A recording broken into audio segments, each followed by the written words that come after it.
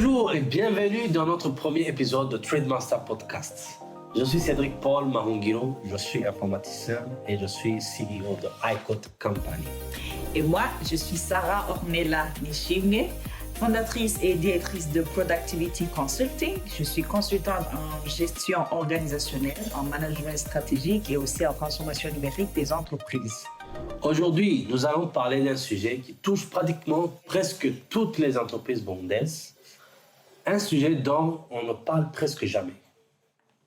Pourtant, il coûte des millions de francs chaque année. Oui, quand une entreprise perd de l'argent, on accuse souvent le marché. Quoi d'autre?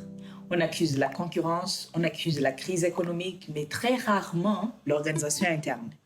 Et pourtant, le vrai problème des entreprises burundaises n'est pas toujours le manque de clients. Le vrai problème est souvent l'argent invisible qu'elles perdent dans ce qu'on peut appeler un désordre opérationnel. Alors, dans cet épisode, nous allons vous montrer comment des entreprises travaillent énormément, mais avancent très lentement. Pourquoi?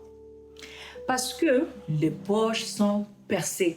Chaque jour, elles perdent du temps, de l'énergie, des opportunités, des clients et de l'argent sans même s'en rendre compte. Et si vous êtes dirigeant d'entreprise, responsable commercial ou entrepreneur, je vous invite à rester jusqu'à la fin parce qu'il est possible que votre entreprise perde de l'argent en ce moment même, pendant que vous regardez cette émission. J'aimerais commencer par une affirmation forte. Le Burundi ne manque pas de talent. Le Burundi ne manque pas d'entrepreneurs et le Burundi ne manque pas de travailleurs courageux. Je suis totalement d'accord.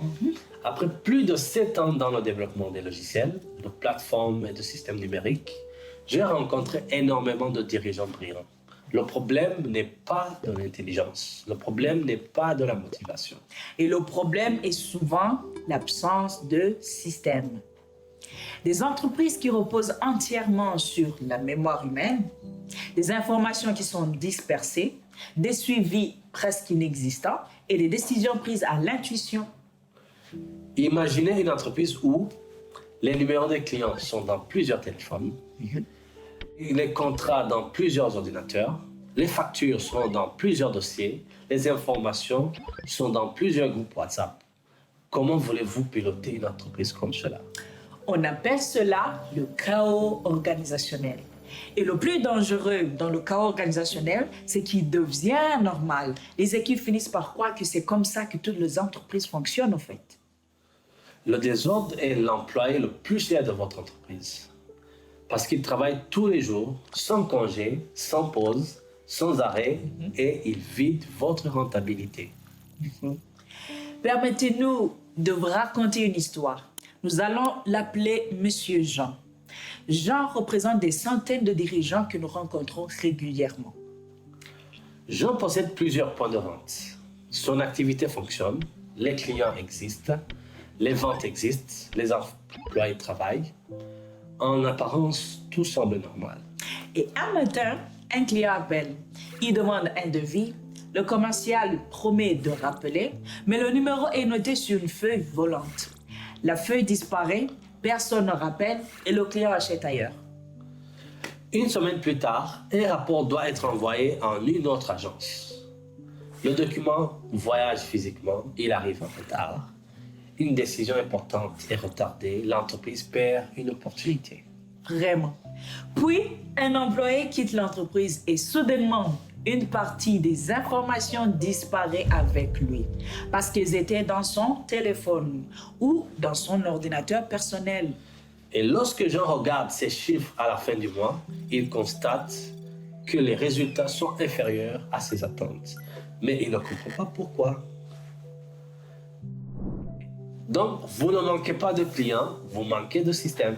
Le problème de Jean n'est pas un problème commercial, c'est un problème organisationnel. Et tant que ce problème n'est pas résolu, les efforts produiront toujours moins de résultats qu'ils devraient.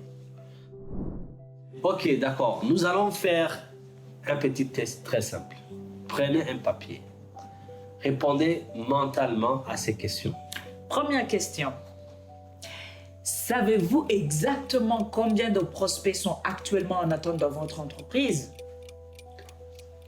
Deuxième question. Si votre meilleur employé démissionne aujourd'hui, quelle quantité d'informations partirait avec lui? Troisième question. Pouvez-vous savoir en moins de 2 minutes quelles ventes ont été réalisées cette semaine?